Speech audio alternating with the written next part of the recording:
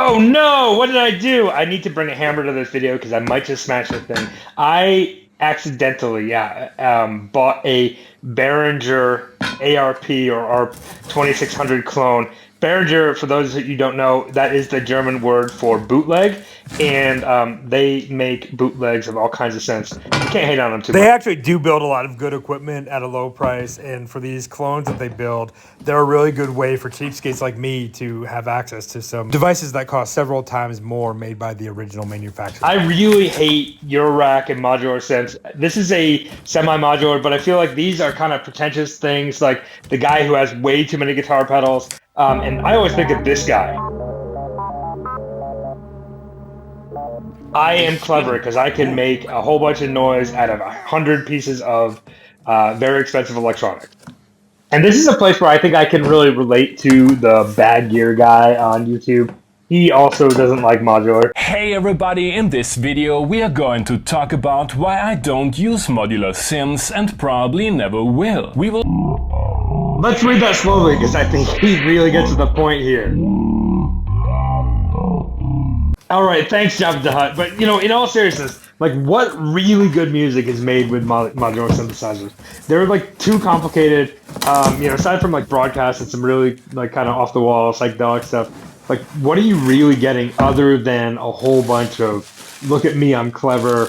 Really, the best use case for modular is, like, a backing track, but, like, it's a pad with a little bit of, LFO on it. Like, I don't know why you need to have these incredibly robust systems just to make some like kind of cheesy noise. And this is a case where if you really want to go modular, get a VST. You could spend thousands of dollars on an Erica or Differ or whatever brand you choose of Eurorack, and you're just barely cutting the surface of making some noise. And look at me, I've inherited somebody's woodshop project.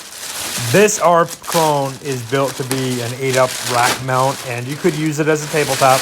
All of the connections are at the top of the system, and whoever did this was severely klug because they have built a very nice hand-built rack mount, which allows it to kind of sit on your desk, but not take up too much space. And here you can see it's got a lot of sliders, and one thing that's really nice about the Behringer is that they're all LED lit, so in low light situations, you can kind of see what you're doing. Some of the coloring of the LEDs seems really kind of like unthought, but whatever. There's a lot of kit here, I guess, for the cost. Get all the top mounted controls. Like, this would be really annoying if it was rack mounted because you'd have to like open it up every time you wanted to make a change. But you can see it's got MIDI out and through or in and through, and a USB controller, and you have these dip switches for the MIDI channel, which is annoying, but par for the course. It's modular.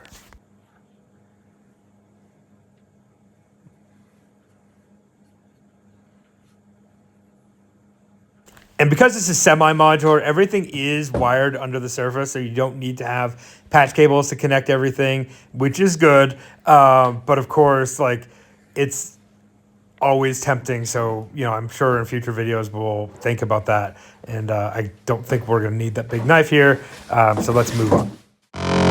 So I've set this thing up. There's much better videos than I will be able to create showing you how to get started with the ARP 2600 clone. But really, you want to make sure that you've got like your keyboard positions on. You want to make sure that you're not like using any wires. You don't have the gain artificially set, and you really have your AR and your ADSR controls set properly. And then of course you have to tune it because you can go completely out of tune it if you want, and sometimes that's good. But honestly, most of the time you're just getting started.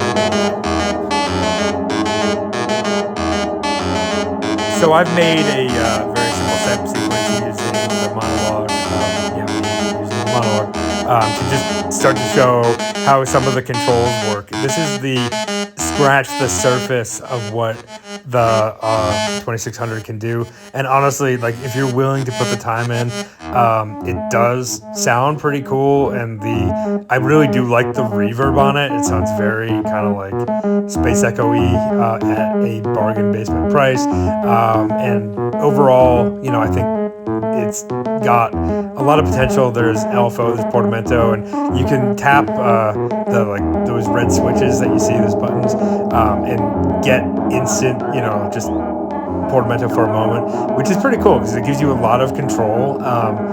This is more control than I probably want, but nonetheless, here we are. I bought this thing, and I'm gonna learn how to use it and have some fun with it.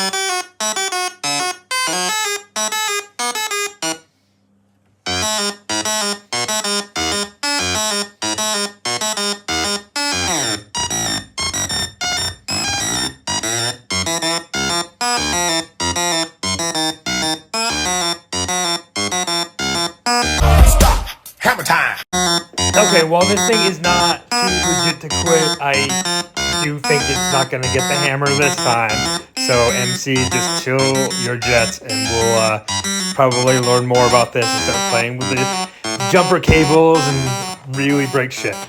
So come back and like and subscribe for more. Ich bin dick. Ich bin dick. Ich bin dick. Ich bin dick. Du bist dick. Ja, das stimmt. Ja, das stimmt.